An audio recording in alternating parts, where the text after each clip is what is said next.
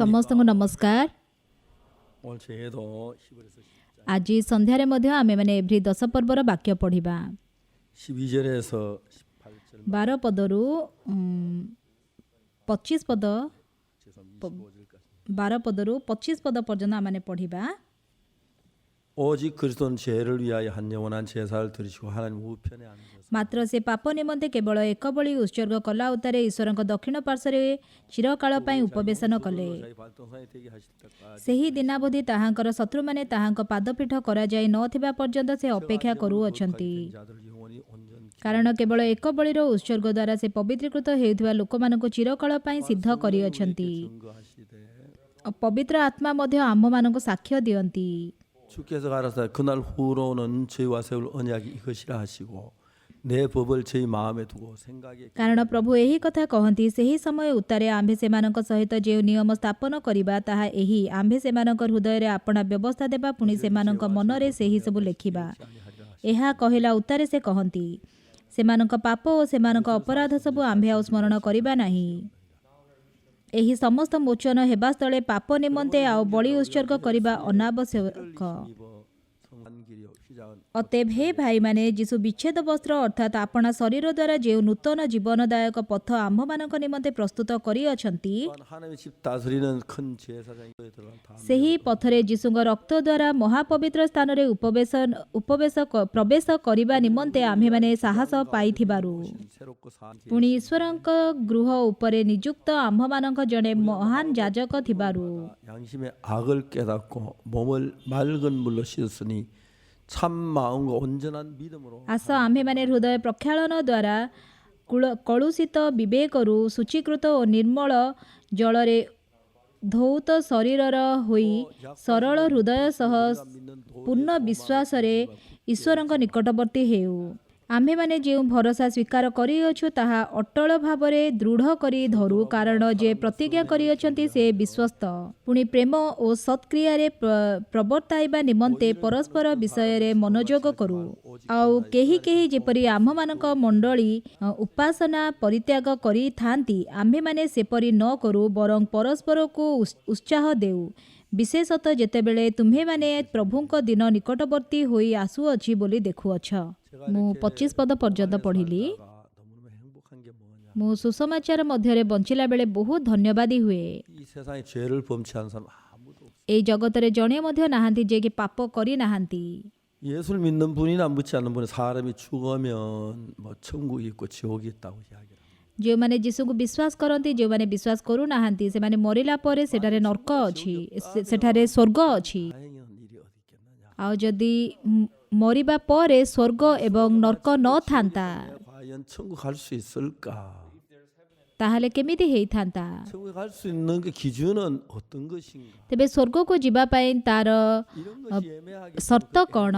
애매하게 신앙생활 하는 분들이 참 ଏ ବିଷୟରେ ଲୋକମାନେ ସ୍ପଷ୍ଟ ଭାବରେ ଜାଣିନାହାନ୍ତି, ସେଥିପାଇଁ ଅସ୍ପଷ୍ଟ ଆତ୍ମିକ ଜୀବନ ବଞ୍ଚିଥାନ୍ତି। 성경을 읽기 시작해 ମୋତେ 19 ବର୍ଷ ହେଲା ବେଳଠୁ ମୁଁ ବାଇବଲ ପଢ଼ିବା ଆରମ୍ଭ କଲି। 많이 읽은 편이에요. ମୁଁ ବହୁତ ବାଇବଲ ପଢ଼େ।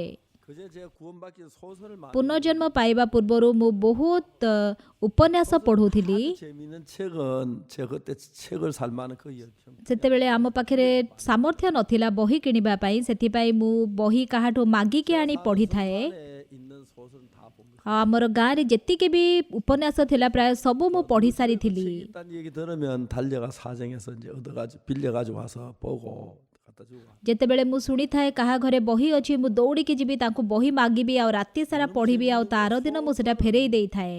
재미있는 책을 읽으면 2번 ସବୁଠାରୁ ଇଣ୍ଟରେଷ୍ଟିଂ ବିଷୟ ହେଉଛି ଯଦି ଆପଣ ଉପନ୍ୟାସ ପଢ଼ିବେ ତାହେଲେ 2 ଥର ଆପଣ ପଢ଼ିପାରିବେ।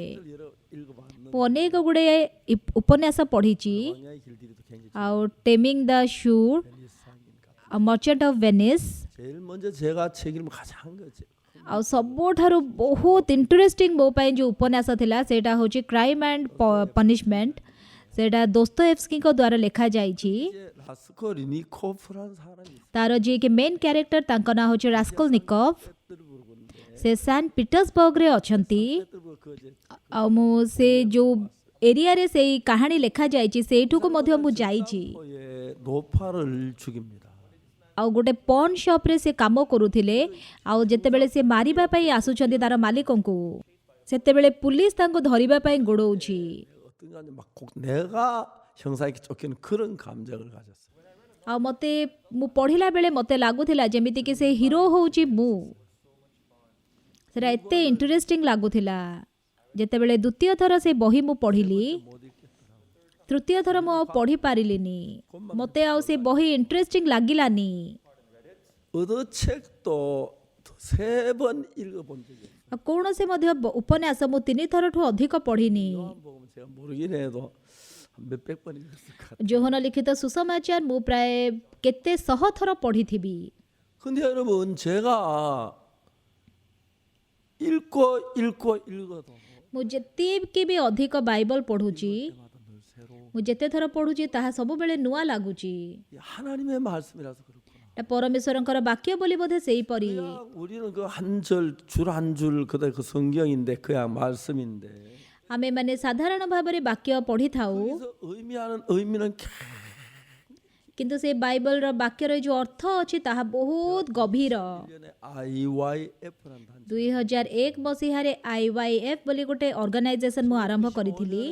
제가 미국 LA를 갔는데 ମୁଁ 1995 ମସିହାରେ ଆମେରିକାର LAକୁ ଯାଇଥିଲି। 저는 평소에 좀 아는 분인데 급수를 찾아왔어요. ସେଇଠି ଆମର ଯିଏ ପାଷ୍ଟର ଥିଲେ, ସେ ପାଷ୍ଟରଙ୍କର ଯିଏକି ପାଦ୍ରାଣୀ ଥିଲେ, ତାଙ୍କର ଜଣେ ବଡ଼ ଭଉଣୀ ଥିଲେ। ଆଉ ସେ ତାଙ୍କ ବଡ଼ ଭଉଣୀକୁ ନେଇକି ଆସିଥିଲେ ତାଙ୍କ ପୁଅକୁ ଟିକେ ସାହାଯ୍ୟ କର ବୋଲି।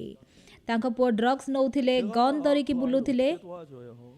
ମୁଁ ତାଙ୍କୁ କେମିତି ସାହାଯ୍ୟ କରିପାରିବି? 근데 그분이 세 번 제 사무실에 ଆଉ ସେ ପୁଅର ମା 3 ଥର ଆମ ଅଫିସକୁ ଆସିଲେ। 첫째는 막 울면서 이렇게 부탁을. ତୃତୀୟ ଥର ସେ କାନ୍ଦି କାନ୍ଦି ମୋତେ କହିଲେ, 그 내가 이 아이를 어떻게 돕지요? ମୁଁ ଏଇ ପିଲାକୁ କେମିତି ସାହାଯ୍ୟ କରିବି? 혹시 한국에 들어가서 되겠나? ମୁଁ ତାଙ୍କୁ ପଚାରିଲି, ମୁଁ ତାକୁ କୋରିଆକୁ ନେଇକି ଯାଇପାରିବି କି? ହଁ, ତାକୁ ନେଇକି ଯାଆନ୍ତୁ। 한국에 데려. ମୁଁ ତାକୁ କୋରିଆକୁ ନେଇକି ଆସିଲି। 내가 이 학생을 어떻게 이끌지? ଆଉ ମୁଁ କେମିତି ଏ ଷ୍ଟୁଡେଣ୍ଟକୁ କଢ଼େଇ ପାରିବି? ସେ ବହୁତ ଡ୍ରଗ୍ସ ନେଉଛି। 할 수가 없으면 다 떨어진 바지 궁둥이 중간에 그 ଆଉ ତାଙ୍କର ପ୍ୟାଣ୍ଟ ଯେଉଁଟା ଥିଲା ସେଟା ପୁରା ଛିଣ୍ଡା ପ୍ୟାଣ୍ଟ ଥିଲା। 팔짱 가늠한 여자에 관한 글을 생각해. ମୁଁ ଯୋହନ ଲିଖିତ ସୁସମାଚାର 8 ପର୍ବରେ ବ୍ୟଭିଚାରିଣୀ ସ୍ତ୍ରୀ ବିଷୟରେ ମନେ ପକେଇଲି। 예수님은 성전을 갇히고 있는데 서기관과 바리새인들이 가늠한 여자를 데리고 왔어요. ଆଉ ଯୀଶୁ ଯେତେବେଳେ ସେଇ ମନ୍ଦିର ସମ୍ମୁଖରେ ଶିକ୍ଷା ଦେଉଛନ୍ତି, ସେତେବେଳେ ଫାରୁସି ଆଉ ଶାସ୍ତ୍ରୀମାନେ ଜଣେ ବ୍ୟଭିଚାରିଣୀ ସ୍ତ୍ରୀକୁ ତାଙ୍କ ପାଖକୁ ନେଇକି ଆସୁଛନ୍ତି। ହେ ଗୁରୁ, ଏହି ସ୍ତ୍ରୀ ଲୋକଟି ବ୍ୟଭିଚାର କର୍ମ କରୁଥିବା ସମୟରେ ଧରାପଡ଼ିଅଛି। ମୋସାଙ୍କ ବ୍ୟବସ୍ଥାରେ ୟାକୁ ପଥର ଫୋପାଡ଼ି ମାରିବା ପାଇଁ କୁହାଯାଇଛି, କିନ୍ତୁ ଆପଣ କ'ଣ କହନ୍ତି? 땅에 걸칠 ଯୀଶୁ କିଛି ନ କହିକି ଭୂମିରେ ନଇଁ ପଡ଼ି ଅଙ୍ଗୁଳି ଦ୍ୱାରା କିଛି ଲେଖିଲେ। ଆଉ ତାପରେ ମସ୍ତକ ଉତ୍ତୋଳନ କରି କହିଲେ, ତୁମମାନଙ୍କ ମଧ୍ୟରୁ ଯିଏ ନିଷ୍ପାପ ସେ ପ୍ରଥମେ ପଥର ଫୋପାଡ଼ୁ। 많은 사람이 그 여자 돌로 쳐 죽이려고 왔다가 ସେଠାରେ ଅନେକ ଜଣ ଥିଲେ ଯେଉଁମାନେ କି ତାକୁ ପଥର ଫୋପାଡ଼ି ମାରିବାକୁ ଇଚ୍ଛା କରୁଥିଲେ। 말씀 한마디에 자기가 죄 ଯୀଶୁଙ୍କର ସେ ଗୋଟେ ପଦ କଥା ଶୁଣିକି ସେମାନେ ଜାଣିପାରିଲେ ଯେ ବର୍ତ୍ତମାନ ସେମାନେ ଆଉ କିଛି କହିପାରିଲେନି ଏବଂ ସେମାନେ ଲଜ୍ଜିତ ହୋଇ ସେଠାରୁ ଚାଲିଗଲେ। 그 여자와 예수님 단 둘이 만나. ପରେ ସେଇ ସ୍ତ୍ରୀ ଲୋକ ଏବଂ ଯୀଶୁ ସେଠାରେ କେବଳ 2 ଜଣ ଅଛନ୍ତି। 여자에게 말했어. ଯୀଶୁ ସେ ସ୍ତ୍ରୀ ଲୋକକୁ କହିଲେ, 너를 고소하는 그들이 ଯେଉଁମାନେ ତୁମକୁ ଦଣ୍ଡନୀୟ ବୋଲି ବିଚାର କରୁଥିଲେ ସେମାନେ କାହାନ୍ତି? କେହି କ'ଣ ତୁମକୁ ଦଣ୍ଡନୀୟ ବୋଲି ବିଚାର କରେ ନାହିଁ? 눈을 또 돌아보니까 ସେ ସ୍ତ୍ରୀ ଲୋକ ଯେତେବେଳେ ଚାରିପାଖକୁ ଅନେଇଲା, ସେଠାରେ କେହି ନାହାନ୍ତି। 돌이 바다에 잔뜩 깔렸네. ଆଉ ତାଙ୍କର ପଥର ସବୁ ତଳେ ପଡ଼ିଛି। 저 돌이 내 머리를 깼고 내 얼굴을 때렸어. ଯୀଶୁ ଯଦି ନଥାନ୍ତେ ତାହେଲେ ସେଇ ପଥର ମୋର ମୁଣ୍ଡ ଫଟେଇ ଦେଇଥାନ୍ତା, ମୋର ମୁହଁ ଭାଙ୍ଗି ଦେଇଥାନ୍ତା। ସେ ବହୁତ ଧନ୍ୟବାଦୀ ହେଲେ। ଯୀଶୁ ତାଙ୍କୁ ପଚାରିଲେ, 그들이 없느냐? ଯେଉଁମାନେ ତୁମକୁ ଦଣ୍ଡନୀୟ ବୋଲି ବିଚାର କରୁଥିଲେ ସେମାନେ କାହାନ୍ତି? ସେ ସ୍ତ୍ରୀ ଲୋକ ଦେଖିଲା, କେହି ନାହାନ୍ତି ପ୍ରଭୁ। 예수님 말씀. ଯୀଶୁ କହିଲେ, 나도 너를 정죄하지 않았다. ମୁଁ ମଧ୍ୟ ତୁମକୁ ଦଣ୍ଡନୀୟ ବୋଲି ବିଚାର କରେ ନାହିଁ। ଯାଅ, ଆଜିଠାରୁ ଆଉ ପାପ କର ନାହିଁ। 저는 그 여자가 예수님 앞에 왔습니다. ସେ ସ୍ତ୍ରୀ ଲୋକ ଯେତେବେଳେ ଯୀଶୁଙ୍କ ପାଖକୁ ଆସିଲା, 가서 다시 죄를 범치. ଆଉ ତୁମେ ଆଉ ଥରେ ପାପ କର ନାହିଁ। 저는 교도소에서 10년 동안 재소자들 ଆଉ ମୁଁ ଯେତେବେଳେ ଜେଲରେ ରହୁଥିଲି ଜେଲରେ ମୁଁ ପ୍ରାୟ 10 ବର୍ଷ ଧରିକି କଏଦୀମାନଙ୍କୁ ଶିକ୍ଷା ଦେଇଛି ସୁବର୍ଣ୍ଣ ଜେଲରେ। ଆଉ ମୁଁ ଯେତେବେଳେ ଜେଲରେ ଶିକ୍ଷା ଦେଉଥିଲି ମୁଁ ତାଙ୍କର ସାଇକୋଲୋଜି ବୁଝିପାରିଥିଲି। 재소자들이 죄를 지어서 교도소는 얼마나 고통스럽게 사는지. ସେମାନେ ଯେତେବେଳେ ପାପ କରିକି ଜେଲରେ ରୁହନ୍ତି ସେମାନେ ବହୁତ ଯନ୍ତ୍ରଣା ପାଇଥାନ୍ତି। 근데 여러분 그들이 도둑질하거나 죄를 지을 କିନ୍ତୁ ସେମାନେ ଯେତେବେଳେ ଚୋରି କରନ୍ତି କିମ୍ବା ପାପ କରନ୍ତି 마음속에 막 도둑질하고 싶은 그 욕망이 일어나. ତାଙ୍କର ହୃଦୟରେ ଗୋଟେ ଅଭିଳାଷ ଅଛି ପାପ କରିବା ପାଇଁ। 그래서 우리 마음 안에 많은 그 생각을 이길 만한 힘이 없으면 କିନ୍ତୁ ଆମମାନଙ୍କ ହୃଦୟରେ ଯଦି ଶକ୍ତି ନାହିଁ ଆମର ଚିନ୍ତାଠାରୁ ଜିତିବା ପାଇଁ, 도둑질하고 싶은 마음이 인간의 마음을 사로잡아.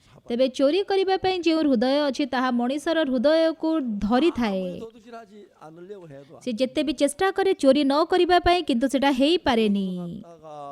나가서 1년 만에 돌아오고 6개월 ସେମାନେ ଜେଲରୁ ବାହାରିଲା ପରେ 6 ମାସ ପରେ 7 ମାସ ପରେ ପୁଣି ଜେଲକୁ ଫେରି ଆସନ୍ତି।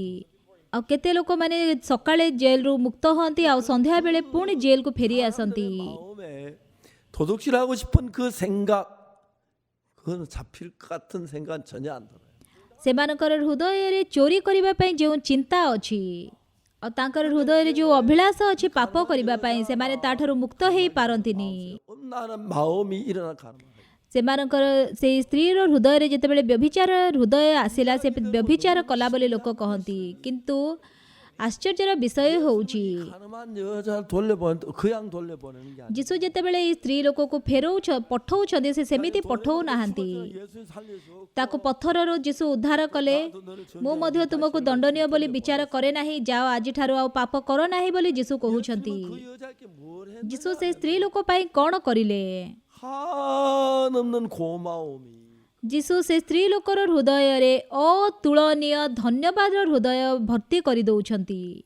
정말 저 예수님 아니에요. ଯଦି ସେଠାରେ ଯୀଶୁ ନଥାନ୍ତେ 내 머리 ତାହେଲେ ସେମାନେ ମୋର ମୁଣ୍ଡକୁ ମାରିଥାନ୍ତେ, ମୋ ମୁଣ୍ଡ ଫାଟି ଯାଇଥାନ୍ତା, ମୋର ମୁଣ୍ଡରୁ ରକ୍ତ ବାହାରିଥାନ୍ତା।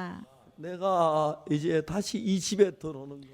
ଆଉ ବର୍ତ୍ତମାନ ମୁଁ ଏଇ ଘରକୁ ପୁଣି ଆସୁଛି, 침대 갈 잠을 잘 수가 있고 ମୁଁ ମୋ ଘରେ ପୁଣି ଶୋଇପାରିବି।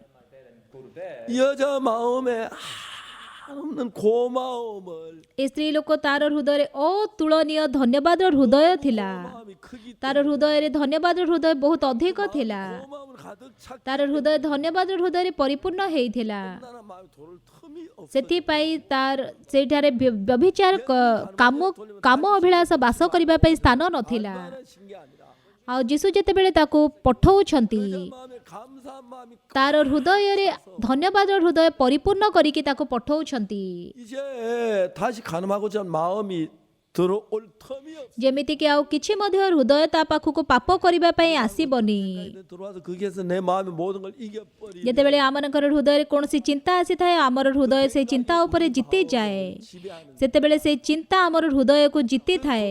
도둑질하는 마음이 일어나면 ଯେତେବେଳେ ଚୋରି କରିବା ପାଇଁ ହୃଦୟ ଉତ୍ପନ୍ନ ହୁଏ, 싶은 마음 ମଦ ପିଇବା ପାଇଁ ହୃଦୟ ଉତ୍ପନ୍ନ ହୁଏ, 마음 안에 그 마음을 이기지 못하면 ଆଉ ଯଦି ସେଇ ହୃଦୟକୁ ଆପଣ ଜିତି ପାରିବେନି ତାହେଲେ ଜୀବନ ସାରା ଚୋରି କରିବେ 그 사람이 그렇게 돼. ଆଉ ଆପଣ ସେହିପରି ମନ୍ଦ ଭ୍ରଷ୍ଟ ଜୀବନ ବଞ୍ଚିବେ। ମୁଁ ଯେତେବେଳେ ଚିନ୍ତା କରେ 가늠한 여자 가늠한 죄 사함 받 얼마나 감사한지. ସେ ବ୍ୟଭିଚାରିଣୀ ସ୍ତ୍ରୀ 내가 왜 하느냐? ପାପରୁ କ୍ଷମା ପାଇଲା ସେଟା କେତେ ଧନ୍ୟବାଦର ବିଷୟ ନୁହେଁ। 거짓말을 죄를 ମୁଁ ସେଥିପାଇଁ ବହୁତ ଧନ୍ୟବାଦୀ ହୁଏ।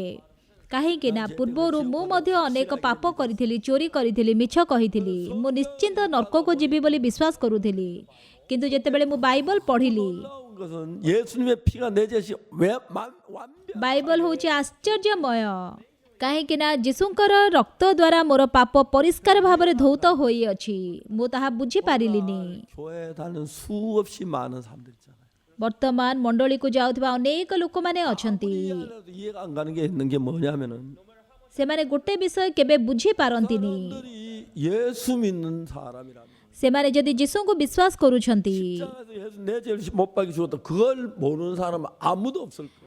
କୃଷରେ ଯୀଶୁ ମୋର ସମସ୍ତ ପାପ କ୍ଷମା କରିଦେଇଅଛନ୍ତି ଏ ବିଷୟ କେହି ଜାଣିନଥିବେ, ଏମିତି କେହି ନାହାନ୍ତି। ସେମାନେ ଜାଣିଛନ୍ତି ଯୀଶୁ ମୋର ପାପ ପାଇଁ ମରିଛନ୍ତି, ମୋର ସମସ୍ତ ପାପ କ୍ଷମା କରିଛନ୍ତି ବୋଲି ବାଇବଲରେ ଲେଖାଯାଇଛି।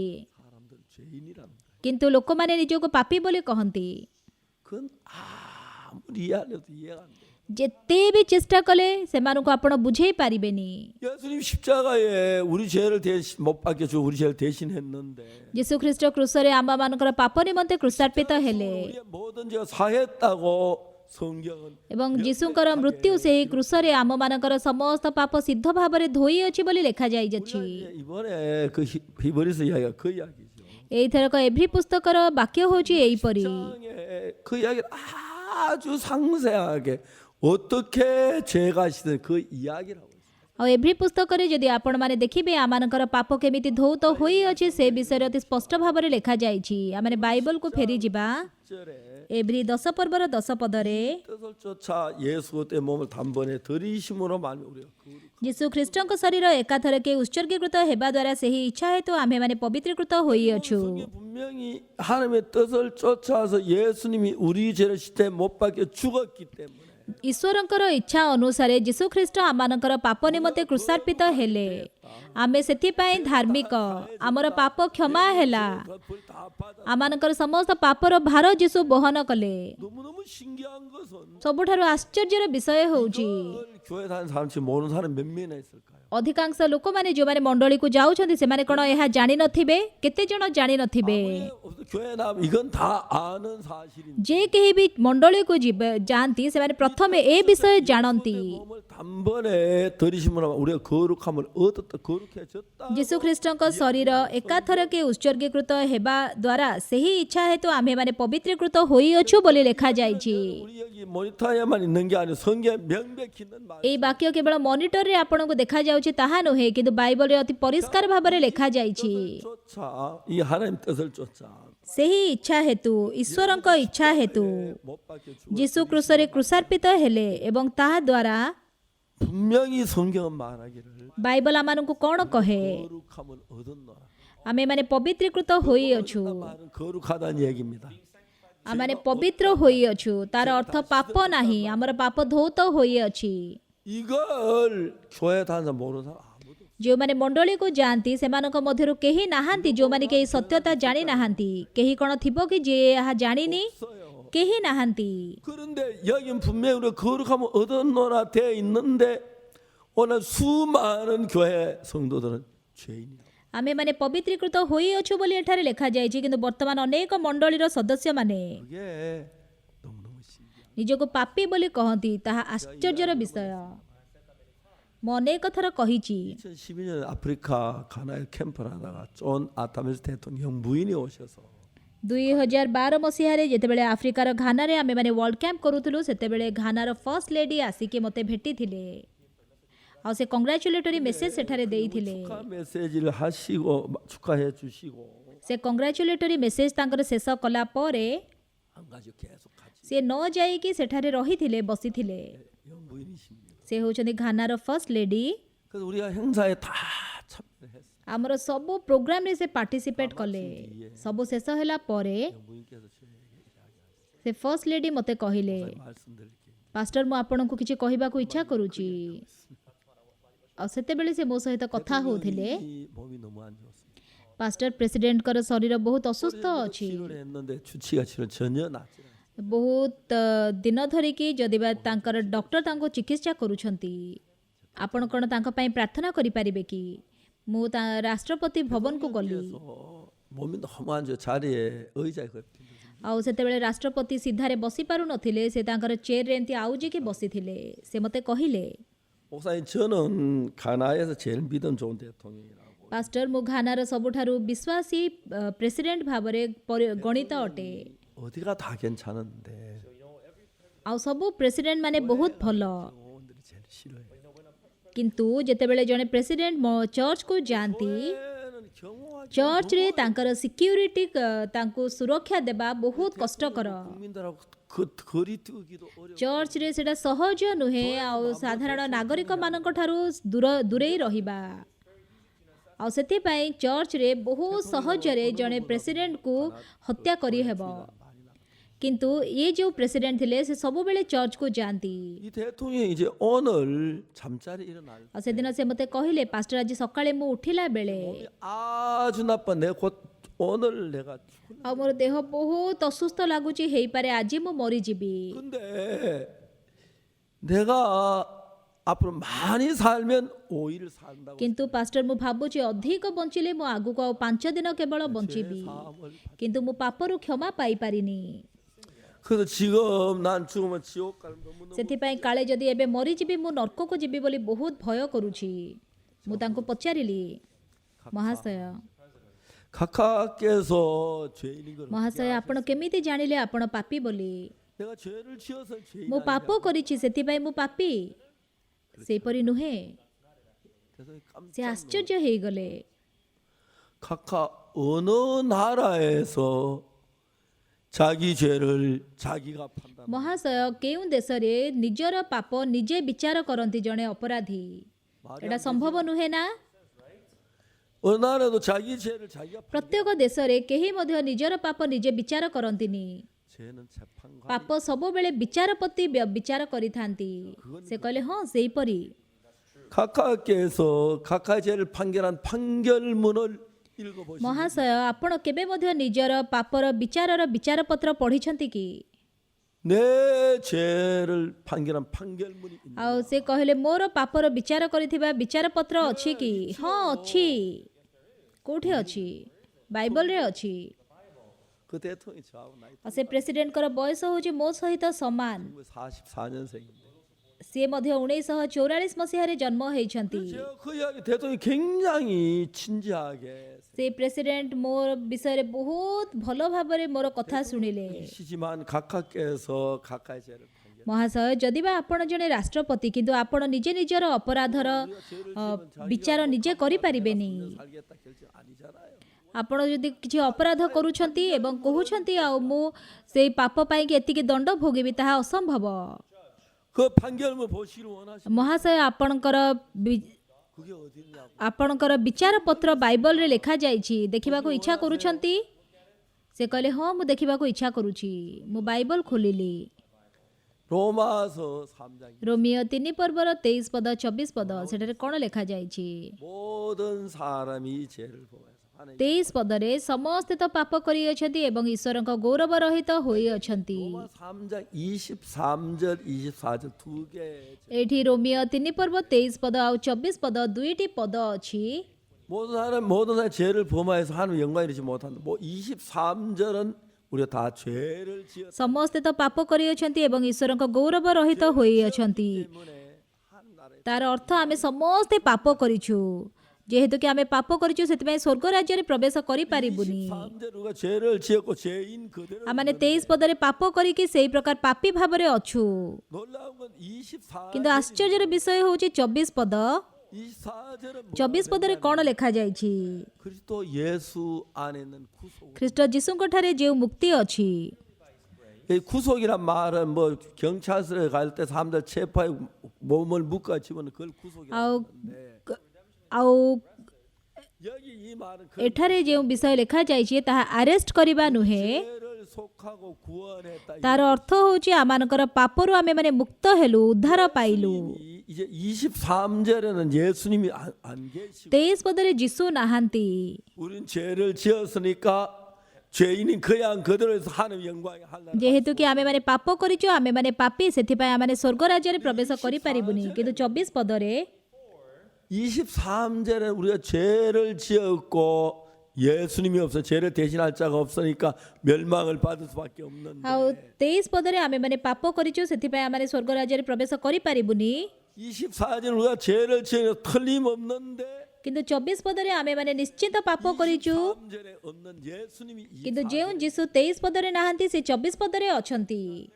그 23절에 우리가 죄를 지 우리가 씻어 주거나 죄를 벗겨 주 사람이 없는데 ଆଉ 23 ପଦରେ କେହି ମଧ୍ୟ ନାହାନ୍ତି ଯିଏକି ଆମମାନଙ୍କର ପାପ ଧୋଇଦେବେ। 23절은 그래도 우리가 영원한 영광에 가지 못한 멸망을 ଆଉ 23 ପଦରେ ଆମେ ଈଶ୍ୱରଙ୍କ ଗୌରବରୁ ରହିତ ହୋଇଅଛୁ ଏବଂ ଆମେମାନେ ଧ୍ୱଂସ ପାଇବା ଆବଶ୍ୟକ। 예수님이 କିନ୍ତୁ 24 ପଦରେ ଖ୍ରୀଷ୍ଟ ଯୀଶୁ ଅଛନ୍ତି। 그 예수님은 우리 죄를 그냥 있을 수가 없어. ଆଉ ଖ୍ରୀଷ୍ଟ ଆମମାନଙ୍କର ସେଇ ପାପ ଦେଖିକି ଚୁପ୍ ହେଇକି ରହିପାରିବେନି।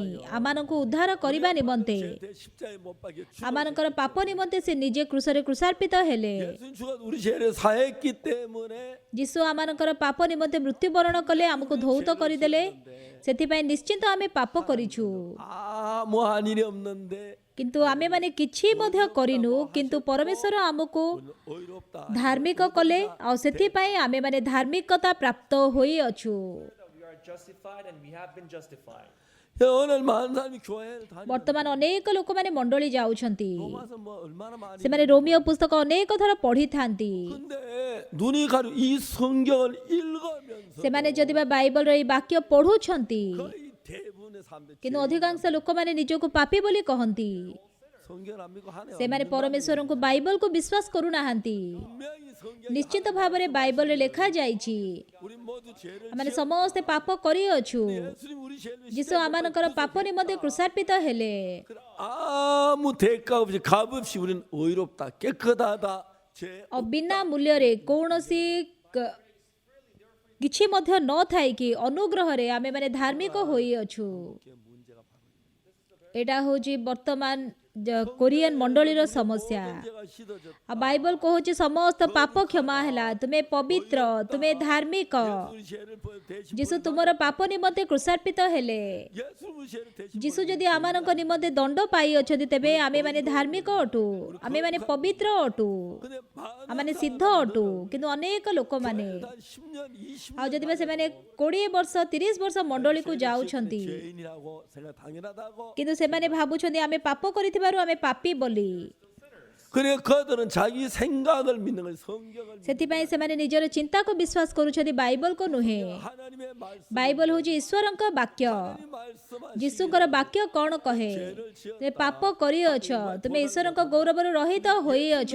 ଯୀଶୁ ତୁମ ପାଇଁ କି ମୃତ୍ୟୁବରଣ କଲେ, 때문에 ଆଉ ସେଥିପାଇଁ ଯୀଶୁ ତୁମର ପାପର ସମସ୍ତ ବେତନ ଦେଇଅଛନ୍ତି। ସେଥିପାଇଁ ତୁମର ପାପ ନାହିଁ, ତୁମେ ଧାର୍ମିକ ଅଟ। 이 사실을 잘 ଅନେକ ଲୋକ ଏହି ସତ୍ୟତା ଜାଣିନାହାନ୍ତି। 의롭다고 말하는 사람 ସେଥିପାଇଁ କେହି ମଧ୍ୟ ନିଜକୁ ଧାର୍ମିକ ବୋଲି କହିପାରନ୍ତିନି, 다 ସମସ୍ତେ ନିଜକୁ ପାପୀ ବୋଲି କହନ୍ତି। 그래서 이제 성경은 우리에게 이런 걸 자세히 이야기를 해서 ଆମମାନେ ଯଦି ବାଇବଲରେ ଦେଖିବା ଭଲ ଭାବରେ, 성경 하나님 말씀도 우리가 하나님의 직접 말씀 못 들으니까 ଆମମାନେ ନିଜେ ବାକ୍ୟ ଶୁଣିପାରିବାନି ଈଶ୍ୱରଙ୍କ ଠାରୁ। 성경을 기록하게 해서 이 말씀에 우리 ସେଥିପାଇଁ ପରମେଶ୍ୱର ଏଇ ବାକ୍ୟ ବାଇବଲରେ ସେ ବାକ୍ୟ ଲେଖିଲେ, ଯେମିତିକି ଆମେମାନେ ସେ ବାକ୍ୟ ଦ୍ୱାରା ଜାଣିପାରିବା ଆମର ପାପ କେମିତି ଧୌତ ହେଲା। 십자가에 못 박혀 죽어. ଯୀଶୁ କୃଷରେ ଆମର ପାପ ପାଇଁ କୃଷାର୍ପିତ ହେଲେ। 자 우리가 사무엘 전사 같이 식사하러 ଆଉ ଯଦି ପାଷ୍ଟର ସାମୁଏଲଙ୍କ ସହିତ ଆମେମାନେ ମିଶିକି ରେଷ୍ଟୁରାଣ୍ଟକୁ ଗଲୁ ଖାଇବା ପାଇଁ, 돈 있는 사무엘 좀 돈이 ଆଉ ମୋର ଟଙ୍କା ଅଛି କିନ୍ତୁ ପାଷ୍ଟର ସାମୁଏଲଙ୍କ ପାଖରେ ଟଙ୍କା ନାହିଁ, 내야겠죠. ହେଇପାରେ ମୁଁ ତାଙ୍କ ପାଇଁ ଖାଇବାକୁ କିଣିଦେବି। 식사비만 사무엘 전사 식사비도 같이 내자. ଯଦି ମୁଁ ମୋର ଟଙ୍କା ଦେବି ଆଉ ତାଙ୍କ ପାଇଁ ମଧ୍ୟ ଟଙ୍କା ଦେବି, 혼나고 식당에 잡혀 있어야 합니까? ତାହେଲେ ସେ କ'ଣ ସେଠି ଟଙ୍କା କାହିଁକି ଦେଇନ ତମର ଟଙ୍କା ବୋଲି କହିକି ସେ ବନ୍ଦୀ ହେଇକି ରହିବେ କି? ସେ ତମେ କ'ଣ ପାଇଁ ଟଙ୍କା ନ ଦେଇକି ଯାଇ ପଳଉଛ? ସେମିତି କିଏ ତାଙ୍କୁ କହିବ କି? ନାଇଁ ମୁଁ ଦେଇନି, କିନ୍ତୁ ପାଷ୍ଟର ପାର୍କ ଦେଇଛନ୍ତି। 그래서 잡수라고 낸 ଆଉ ପାଷ୍ଟର ପାର୍କ ଯୋଉ ଟଙ୍କା ଦେଲେ ମୁଁ ତ ସେଇ ଟଙ୍କାରେ ଖାଇଲି ନା। 겁니다. 내 식사비를 낸 겁니다. ନା, ସିଏ ମୋର ବିଲ୍ ମଧ୍ୟ ଦେଇଛନ୍ତି। 박혀 죽을 때 ଯୀଶୁ ଯେତେବେଳେ କୃଷରେ କୃଷାର୍ପିତ ହେଲେ, ଆମର ପାପ ପାଇଁ ସିଏ କୃଷାର୍ପିତ ହେଲେ। 명백하게 우리가 받은 모든 죄의 형벌 다 ବହୁ ସ୍ପଷ୍ଟ ଭାବରେ ଆମମାନଙ୍କର ସମସ୍ତ ପାପର ଭାର ସେ ବହନ କରିଅଛନ୍ତି। 우리가 의롭게 됐다, 거룩하게 됐다. ସେଥିପାଇଁ ପରମେଶ୍ୱର କହନ୍ତି ଆମେ ପବିତ୍ର ଏବଂ ଧାର୍ମିକ। 이 성경 그거 이해 못하는 ଏଇ ବାଇବଲରେ ଜଗତରେ କିଏ ଅଛି ଯିଏକି ଏହା ବୁଝିପାରିବନି? ଯଦି ବା ଅନେକ ଲୋକମାନେ ଚର୍ଚ୍ଚକୁ ଯାଆନ୍ତି, 십자가에 못 박혀 죽었다. ଅନେକ ଲୋକମାନେ କହନ୍ତି ଯୀଶୁ କୃଷରେ କୃଷାର୍ପିତ ହେଲେ। ସେମାନେ ଗୀତ ଗାଇଲା ବେଳେ କ'ଣ କରନ୍ତି ଜାଣିଛନ୍ତି କି? 피로 속죄하. ତାଙ୍କର ସେହି ରକ୍ତ ଦ୍ୱାରା ଆମେମାନେ ଧାର୍ମିକ ହୋଇଅଛୁ। 이렇게 방송되어도 우리 옛날 부흥회 때 마음에 가득한 의심을 ସେମାନେ ପୂର୍ବରୁ ଏମିତି ଗାଇବେ, ଆଉ ସେମାନେ ରିଭାଇଭାଲ ମିଟିଂ ପୁରା ବହୁତ ଜୋରେ ଗୀତ ଗାଇବେ। ସେ 주 예수 내 ଆଉ ସେ କହିବେ ପାପ କ୍ଷମା, ଯୀଶୁଙ୍କର ରକ୍ତ ମୋର ପାପ କ୍ଷମା କରିଛି। 합하여 함께 ହାଲେଲୁୟା। ଆମେମାନେ ଏକ ସ୍ୱରରେ ପରମେଶ୍ୱରଙ୍କର ନାମକୁ ପାପ କ୍ଷମା ନିମନ୍ତେ ଗୌରବାନ୍ୱିତ କରୁଅଛୁ। 해요. ସେମାନେ ଏମିତି ଗୀତ ଗାଇବେ, 온 더러운 죄. ତାପରେ ପ୍ରାର୍ଥନା କରିବେ, ହେ ପିତା ପରମେଶ୍ୱର କଦର୍ଯ୍ୟ ପାପୀକୁ କ୍ଷମା କର। 이게 오늘 한국의 교인들 ବର୍ତ୍ତମାନ ଆମର ଅଧିକାଂଶ ମଣ୍ଡଳୀର ଖ୍ରୀଷ୍ଟିଆନ ମାନଙ୍କର ଏହିପରି ଅବସ୍ଥା ଅଛି। 우리가 씻어졌다고 돼 있고 ବାଇବଲରେ ଲେଖାଯାଇଛି ପାପ କ୍ଷମା ହୋଇଅଛି, ସେମାନେ ସେପରି ଗୀତ ଗାଉଛନ୍ତି। 마음에 가득한 오심을 깨치고 지극히 화평한 마음으로 찬송을 부르면 어린 양 예수의 그 피로 속죄함 얻었네. Abandoning peace in our ଆମମାନଙ୍କର ହୃଦୟକୁ ଆମେମାନେ ନମ୍ର କରିକି ଆଉ ଯୀଶୁଙ୍କର ସେହି ପାପ କ୍ଷମା ନିଜ ହୃଦୟରେ ଆଜି ଗ୍ରହଣ କରୁଅଛୁ। ସେମାନେ କହନ୍ତି ଯୀଶୁଙ୍କର ରକ୍ତ ଦ୍ୱାରା ଆମ ପାପ କ୍ଷମା ହେଇଛି। ଆସନ୍ତୁ ସମସ୍ତେ ମିଶିକି ପ୍ରାର୍ଥନା କରିବା, ହେ ପରମେଶ୍ୱର ମୁଁ ପାପୀ, ମୋର ପାପ କ୍ଷମା କର। ଏଇଟା ଆଶ୍ଚର୍ଯ୍ୟମୟ ନୁହେଁ କି? 근데 실제 저도 옛날에 그런 날 କିନ୍ତୁ ପୂର୍ବରୁ ମୁଁ ପାପ କ୍ଷମା ପାଇବା ପୂର୍ବରୁ ଏହିପରି କରୁଥିଲି ଆଉ ମୁଁ ଭାବୁଥିଲି ଏଇଟା ସ୍ୱାଭାବିକ ବିଷୟ। କିନ୍ତୁ ଯେତେବେଳେ ମୁଁ ବାଇବଲ ପଢ଼ିଲି, ଯଦି ପରମେଶ୍ୱର ବାଇବଲ ଈଶ୍ୱରଙ୍କ ବାକ୍ୟ, 성경 이 말씀을 믿는 것 ତେବେ ମୋର ଚିନ୍ତା ଯେମିତି ବି ଥାଉ ନା କାହିଁକି ବାଇବଲକୁ ବିଶ୍ୱାସ କରିବା ହେଉଛି ପ୍ରକୃତ ବିଷୟ। ଆମେ ସମସ୍ତେ ପାପ କରିଛୁ, ଜଣେ ନାହିଁ ଯିଏକି ପାପ କରିନି, କିନ୍ତୁ ଆମେ ପବିତ୍ର। କାହିଁକି? 예수님 우리가 받을 죄 벌을 କାହିଁକି ନା ଆମମାନଙ୍କର ସମସ୍ତ ପାପର ଭାର ଯୀଶୁ ବହନ କରିଛନ୍ତି। ସେଥିପାଇଁ ଆମେ ପବିତ୍ର, ଆମେ ଧାର୍ମିକ। 죄가 한 ଆମର ଗୋଟେ ମଧ୍ୟ ପାପ ନାହିଁ ବୋଲି ବାଇବଲ କହୁଛି। no more sins. କିନ୍ତୁ ସେମାନେ ଆମକୁ ପାପୀ ବୋଲି କହନ୍ତି। 내가 하나님이라도 헷갈려. ମୁଁ ଯଦି ଈଶ୍ୱର ହେଇଥାନ୍ତି ମୁଁ ଟିକେ କନଫ୍ୟୁଜ ହେଇଯାଇଥାନ୍ତି। 다 씻었다고 돼 있고 그런데 ଆଉ ଯୀଶୁ କହୁଛନ୍ତି ଆମର ସମସ୍ତ ପାପ କ୍ଷମା ହେଇଛି। 저는 죄 사함에 관한 이야기가 성경에는 다 뽑았는지 모르겠습니다.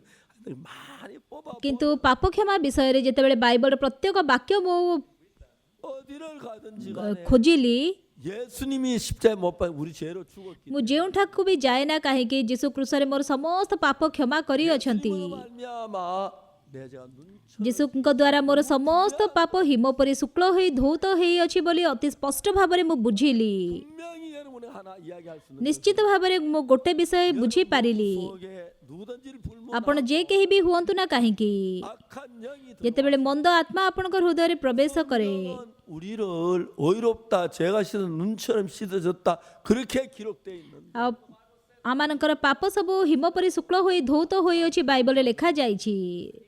너희 죄 사해 주사 기억도 안 하시네 ଆଉ ବାଇବଲରେ ଗୋଟେ ଗୀତ ଏମିତି ଅଛି, ଆଉ ସେ ତୁମର ସମସ୍ତ ପାପ କ୍ଷମା କରିଛନ୍ତି ଏବଂ ସ୍ମରଣ ମଧ୍ୟ କରନ୍ତି ନାହିଁ। 다 사고 기억도 안 ସେ ଆମର ସମସ୍ତ ପାପ କ୍ଷମା କରିଛନ୍ତି ଏବଂ ସ୍ମରଣ କରନ୍ତିନି। 우리가 하나님이 우리 죄를 ଯଦି ପରମେଶ୍ୱର ଆମର ପାପ ସ୍ମରଣ କରିଥାନ୍ତେ, 하나님 만나도 아 내 죄 알 건데 아이고 부끄러워 막 피하고 그럴까 ଆଉ କାଳେ Oh, he would know my sin. We will avoid. ଈଶ୍ୱର ଆପଣଙ୍କର ପାପ ଜାଣିବେ, ସେଥିପାଇଁ ଆପଣ ଈଶ୍ୱରଙ୍କ ସମ୍ମୁଖକୁ ଯିବା ପାଇଁ ପଛଘୁଞ୍ଚା ହେଇଥାନ୍ତେ। ସେଥିପାଇଁ ପରମେଶ୍ୱର ଆପଣଙ୍କର ପାପ ସ୍ମରଣ କରିବେନି ବୋଲି କହୁଛନ୍ତି। 기억도 안 하시 ଈଶ୍ୱର ଆମର ପାପ କ୍ଷମା କରିଅଛନ୍ତି ଏବଂ ତାହା ସେ ସ୍ମରଣ କରନ୍ତି ନାହିଁ ମଧ୍ୟ। 우리 죄를 기억 ପରମେଶ୍ୱର ଆମ ପାପ ସ୍ମରଣ କରନ୍ତି ନାହିଁ। ହିମ ପରି ଶୁକ୍ଳ ହୋଇଅଛି ଆମ ପାପ, ଆମେ ଧାର୍ମିକ। 세상에 이런 일이 없 ଜଗତରେ ଏହି ପ୍ରକାର ସତ୍ୟତା ଆଉ କୋଉଠି ନାହିଁ, କିନ୍ତୁ ଆତ୍ମିକ ଜୀବନର ଜଗତରେ 말씀 성경 믿는다고 ଲୋକମାନେ କହନ୍ତି ଆମେ ବିଶ୍ୱାସ କରୁଛୁ, ଆମେ ବାଇବଲ ପଢୁଛୁ, 오늘 거의 대부분 କିନ୍ତୁ ବର୍ତ୍ତମାନ ଅଧିକାଂଶ ଖ୍ରୀଷ୍ଟିଆନ ଲୋକମାନେ କହନ୍ତି ଆମେ ପାପୀ। କାହିଁକି? କାହିଁକି? କ'ଣ ପାଇଁ? 예수 피로 우리 죄가 사해졌다고 ଯୀଶୁଙ୍କର ରକ୍ତ ଦ୍ୱାରା ଆମ ପାପ କ୍ଷମା ହୋଇଅଛି ବୋଲି କହୁଛନ୍ତି, ତେବେ ଆପଣ କାହିଁକି ନିଜକୁ ପାପୀ ବୋଲି କହୁଛନ୍ତି? ଏଇଟା ଟିକେ ଆଶ୍ଚର୍ଯ୍ୟ ନୁହେଁ କି? 옛날 여러분들 다 ଆପଣମାନେ ବି ପୂର୍ବରୁ ସେହିପରି ଥିଲେ ନା? 성경 히브리 10장 그러면 가장 정확하게 ଏଭ୍ରି 10 ପର୍ବରେ ଅତି ସ୍ପଷ୍ଟ ଭାବରେ ବାଇବଲରେ ଏହା ଲେଖାଯାଇଛି। 자 10절에 말하기 ଏଭ୍ରି 10 ପର୍ବର 10 ପଦରେ କ'ଣ ଲେଖାଯାଇଛି? 이 뜻을 쫓아 예수의 몸을 단번에 들이심으로 말미암아 우리는 여전히 죄인입니까?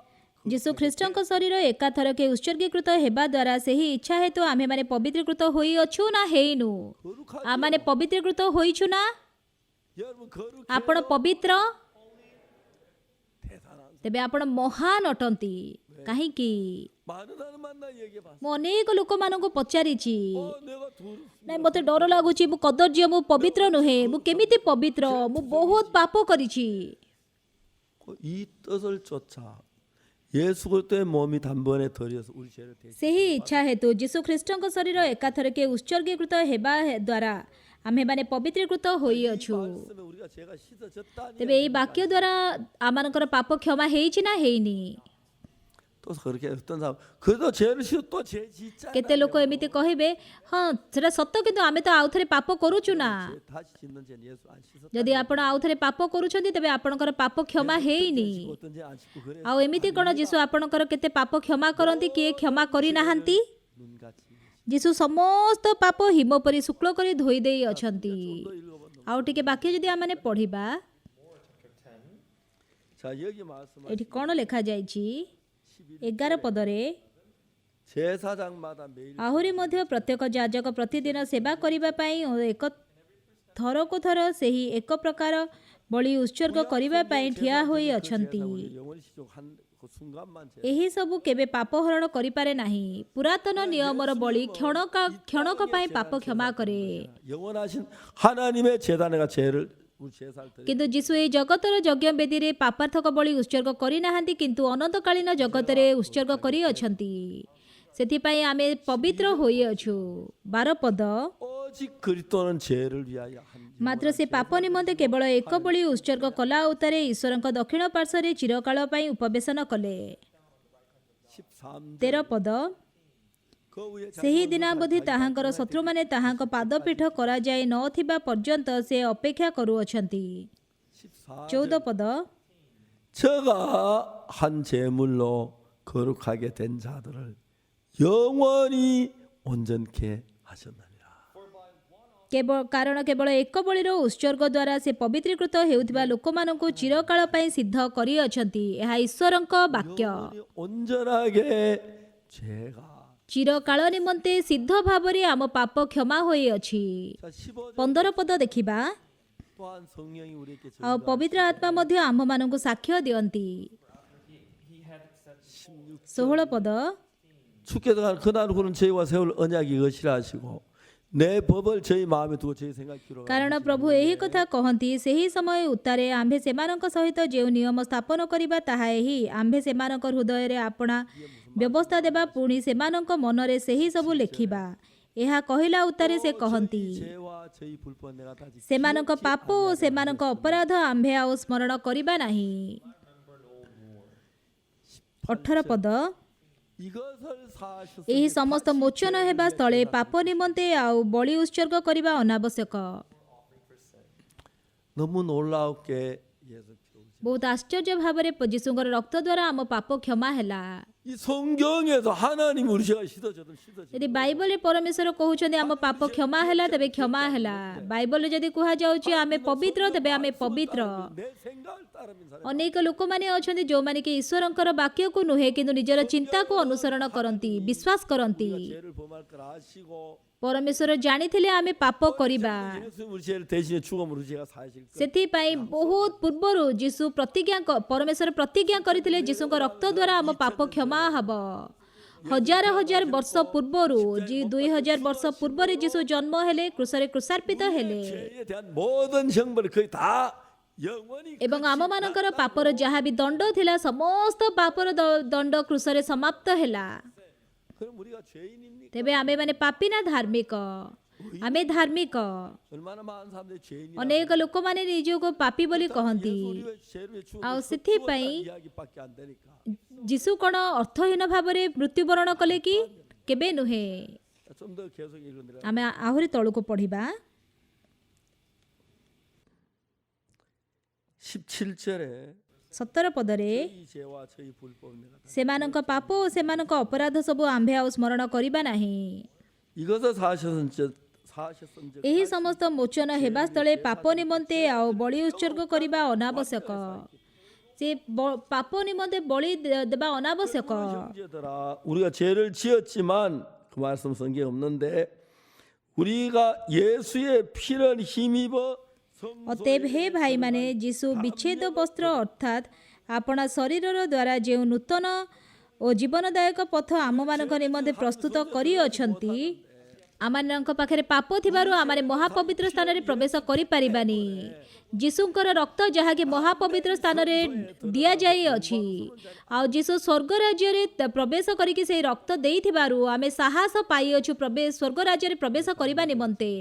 ମୁଁ ପ୍ରେସବାଇଟେରିଆନ ଚର୍ଚ୍ଚରେ ଚର୍ଚ୍ଚକୁ ପୂର୍ବରୁ ଯାଉଥିଲି, ଆଉ ମୋତେ କେହି ଶିକ୍ଷା ଦେଇନାହାନ୍ତି। ଗୋଟେ ଦିନ ମୁଁ ବାଇବଲ ପଢ଼ିଲା ବେଳେ 내 죄가 씻어졌다는 이야기가 ମୋର ସମସ୍ତ ପାପ କ୍ଷମା ହୋଇଯାଇଅଛି ବୋଲି ମୁଁ ଆଶ୍ଚର୍ଯ୍ୟ ହୋଇଗଲି ବାଇବଲରେ ଦେଖିକି। 이사야 53장에 보면 ସ୍ୱତନ୍ତ୍ର ଭାବରେ ଜିସାୟ 53 ପର୍ବ ଯଦି ଦେଖିବେ, 4절에 보면 ଜିସାୟ 53 ପର୍ବର 4 ପଦ ଯଦି ଦେଖିବେ, 진짜 큰 말씀.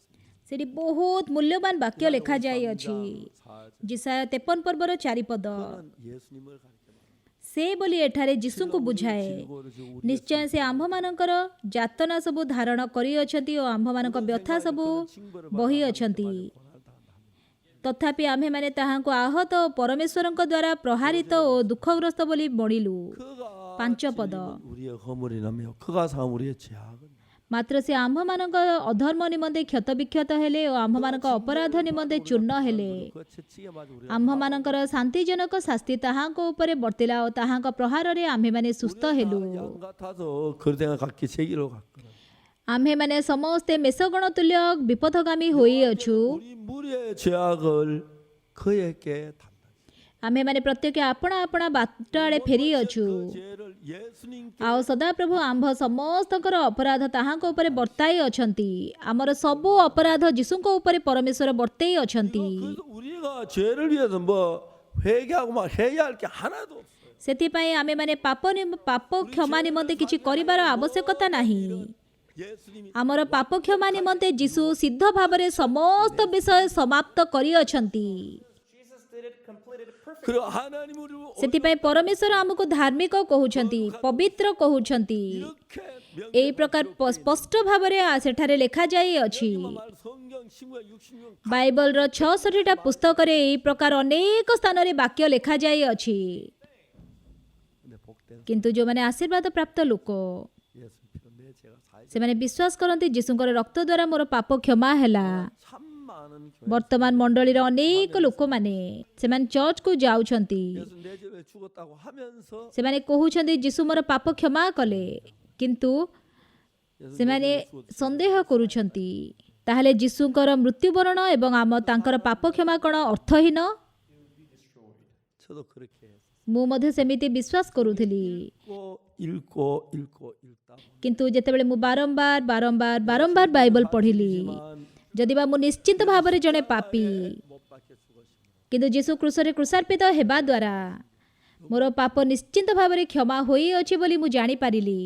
제가 이야기를 하려고 이번 수양회 ଆଉ ମୁଁ ଏଇ ବିଷୟ କହିବା ପାଇଁ ରିଟ୍ରିଟ୍ କରୁଛି।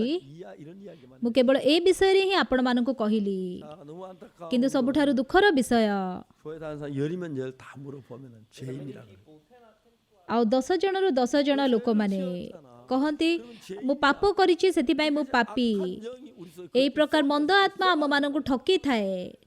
In them. 내가 죄를 지어 ମୁଁ ପାପ କରିଛି, 예수 내 죄를 십자가에 못 박기 ଆଉ ଯୀଶୁ ଯେତେବେଳେ ମୋର ପାପ ନିମନ୍ତେ କୃଷାର୍ପିତ ହେବେ, 어이로운 게 ଆଉ ସେତେବେଳେ ମୁଁ ନିଶ୍ଚିନ୍ତ ଧାର୍ମିକ, ମୋର ଗୋଟେ ପାପ ନାହିଁ, ମୁଁ ସିଦ୍ଧ। ଆଉ ଯୀଶୁ ଏହି ପ୍ରକାର କରିଅଛନ୍ତି। 죄인이라는 것은 କିନ୍ତୁ ସେମାନେ ଯେତେବେଳେ ନିଜକୁ ପାପୀ ବୋଲି କହନ୍ତି, ତାର ଅର୍ଥ ସେମାନେ କୃଷକୁ ବିଶ୍ୱାସ କରୁନାହାନ୍ତି। 여러분은 예수 내 죄를 산 겁니다. ଆପଣମାନେ ବିଶ୍ୱାସ କରୁଛନ୍ତି କି ଯୀଶୁ ଆପଣଙ୍କର ପାପ କ୍ଷମା କରିଛନ୍ତି? 세상의 제일 ତେବେ ଆପଣ ଜଗତର ସବୁଠାରୁ ଆନନ୍ଦମୟ ଲୋକମାନେ। 가나 대통령 죽음 앞에서 ଘାନାର ପ୍ରେସିଡେଣ୍ଟଙ୍କର ମୃତ୍ୟୁ ପୂର୍ବରୁ, ଆଉ ଘାନାର ପ୍ରେସିଡେଣ୍ଟ ମୋତେ 그 이야기 କହିଲେ ସେ ଭୟ କରୁଛନ୍ତି, ଆଉ ଯେତେବେଳେ ସେ ବାକ୍ୟ ଶୁଣିଲେ ସେ ପାପରୁ କ୍ଷମା ପାଇଲେ। 4 ଘଣ୍ଟା ପରେ ସେ ଜଗତ ଛାଡ଼ି ଚାଲିଗଲେ। ମୁଁ ଯେତେବେଳେ ଏ ବିଷୟରେ ଚିନ୍ତା କରେ ମୁଁ ବହୁତ ଧନ୍ୟବାଦୀ ହୁଏ। ଘାନାର ଯିଏକି ଫର୍ଷ୍ଟ ଲେଡି ଅଛନ୍ତି ସେ ମୋ ପ୍ରତି ବହୁତ ଧନ୍ୟବାଦୀ ହେଲେ। ତା ପର ବର୍ଷ 그 가나 정부 모든 인사들이 대통령 제일 마지막 만나서 절하. ଆଉ ଅନେକ ଜଣ ପଚାରିଲେ ଘାନାର ରାଷ୍ଟ୍ରପତି ଚାଲିଯିବା ପୂର୍ବରୁ ମୁଁ ହେଉଛି ଶେଷ ବ୍ୟକ୍ତି ଯିଏକି ତାହାଙ୍କୁ ଭେଟିଥିଲି। ଆଉ ସେମାନେ ମୋର ଇଣ୍ଟରଭ୍ୟୁ ନେବା ପାଇଁ ଆସିଥିଲେ। ଆଉ ମୁଁ ପାପ କ୍ଷମା ବିଷୟରେ କହିଲି। ସେମାନେ ପଚାରିଲେ କେମିତି ସେ ପାପ କ୍ଷମା ପାଇଲେ। ଆଉ ଯେତେବେଳେ ମୁଁ କହିଥିଲି ମୁଁ ବହୁତ ଧନ୍ୟବାଦୀ ହେଲି। This is what I would like to report. 예수님 십자가에 못 박히신 거예요. ଯୀଶୁ କାହିଁକି କ୍ରୁଶରେ କୃଷାର୍ପିତ ହେଲେ? ଅନ୍ୟ କୌଣସି କାରଣ ପାଇଁ ନୁହେଁ, ଆମର ପାପ ନିମନ୍ତେ, ଆମକୁ ଉଦ୍ଧାର କରିବା ପାଇଁ। ତାଙ୍କର ମୃତ୍ୟୁ ଦ୍ୱାରା ଆମମାନଙ୍କର ପାପ ସେ ସମାପ୍ତ କରିଛନ୍ତି। ବାଇବଲ ଏହିପରି କୁହେ। 이제 사람들 사탄의 쏘아 자꾸 죄인이야. ପାପ ଦ୍ୱାରା ଠକି ହେଇକି ଲୋକମାନେ 오늘 배운 이 성경을 କହନ୍ତି ମୁଁ ପାପୀ, 아니다. କିନ୍ତୁ ବାଇବଲକୁ ଫେରି ଯାଇକି ବିଶ୍ୱାସ କରନ୍ତୁ ମୋର ପାପ କ୍ଷମା ହୋଇଛି। 그럼 너무너무 행복해질 거라고 믿습니다. ତାହେଲେ ଆପଣ ବହୁତ ଆନନ୍ଦିତ ହେବେ। ମୁଁ ଆଜି ଏତିକିରେ ଶେଷ କରିବି। 우리를 위해 십자가에 못 박혀 죽은 주님 아니에요. ଯଦି ଆମମାନଙ୍କ ନିମନ୍ତେ ଯୀଶୁ ନଥାନ୍ତେ ଯିଏକି କୃଷାର୍ପିତ ହେଲେ, ତେବେ ଆମେମାନେ ପାପରେ ବହୁତ ଯନ୍ତ୍ରଣା ପାଇଥାନ୍ତୁ। କିନ୍ତୁ ଯୀଶୁ କ୍ରୁଶରେ କୃଷାର୍ପିତ ହେଲେ ଆମ ପାପ ନିମନ୍ତେ 모든 죄에서 깨끗게 해. ଏବଂ ଆମମାନଙ୍କର ସମସ୍ତ ପାପରୁ ଆମମାନଙ୍କୁ ପରିଷ୍କୃତ କରିଅଛନ୍ତି ବୋଲି ବାଇବଲ କହୁଛି। ଆସନ୍ତୁ ପ୍ରାର୍ଥନା କରିବା। 하나님 아버지 앞에 가. ପବିତ୍ର ପିତା ପରମେଶ୍ୱର ଧନ୍ୟବାଦ। 죄로 말며 저주와 멸망을 받아야 합니다. ପାପ ପାଇଁ ଆମମାନେ ଧ୍ୱଂସ ହେବାର ଆବଶ୍ୟକ ଥିଲା। 예수님 오셔서 우리를 대신 십자가에 못 박혀. କିନ୍ତୁ ଯୀଶୁ ଆସିଲେ ଏବଂ ଆମମାନଙ୍କ ପରିବର୍ତ୍ତେ ଆମର ପାପ ପାଇଁ ସେ ନିଜେ ମରିଲେ ଏବଂ ଆମମାନଙ୍କର ପାପ ହିମ ପରି ଶୁକ୍ଳ କରି ଧୋଇଦେଲେ। ପରମେଶ୍ୱର ବାଇବଲରେ ଏହି ପ୍ରକାର ଲେଖି ଅଛନ୍ତି, ପରମେଶ୍ୱର ଯଦି ଧାର୍ମିକ କହନ୍ତି ତେବେ ମୁଁ ଧାର୍ମିକ। 죄 아니면 죄 안에 벗어나지 못합니다. ଆଉ ବର୍ତ୍ତମାନ ମଧ୍ୟ ଅନେକ ଲୋକମାନେ ପାପ ଦ୍ୱାରା ବାନ୍ଧି ହେଇଛନ୍ତି। ଆଉ ଆମେ ଯେତେବେଳେ ଏହି ସୁସମାଚାର ପ୍ରଚାର କରୁଛୁ, 우리 죄를 사해 주셔서 언제 죽어도 하늘을 갈 수 이런 복을 준 하나님께 영광을. ଆଉ ଆମେମାନେ ଯେପରିକି ଏହି ସୁସମାଚାର ବିଶ୍ୱର ପ୍ରତ୍ୟେକ ସ୍ଥାନରେ ପ୍ରଚାର କରିପାରିବୁ 거기 함께 참여할 수 있도록 은혜를 베풀어 주시기를 빕니다. ଏବଂ ଯେପରିକି ଏହି ସୁସମାଚାର ଜଗତର ପ୍ରାନ୍ତ ପର୍ଯ୍ୟନ୍ତ ପହଞ୍ଚି ପାରିବ, ସେପରି ତୁମେ ଆମ ପାଇଁ କାର୍ଯ୍ୟ କର। ଧନ୍ୟବାଦ ଦେଇ ଯୀଶୁଙ୍କ ନାମରେ ପ୍ରାର୍ଥନା କଲି, ଆମେନ୍। 마치겠습니다. 감사합니다. ମୁଁ ଏତିକିରେ ଶେଷ କରିବି। ଧନ୍ୟବାଦ।